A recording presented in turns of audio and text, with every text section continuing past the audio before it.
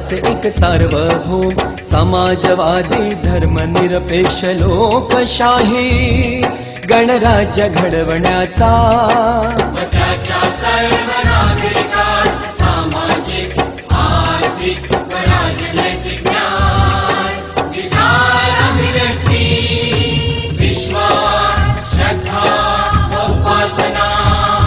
यांचे स्वातंत्र्य दर्जाची व संधीची समानता निश्चितपणे प्राप्त करून देण्याचा आणि त्या सर्वांमध्ये व्यक्तीची प्रतिष्ठा व राष्ट्राची एकता आणि एकात्मता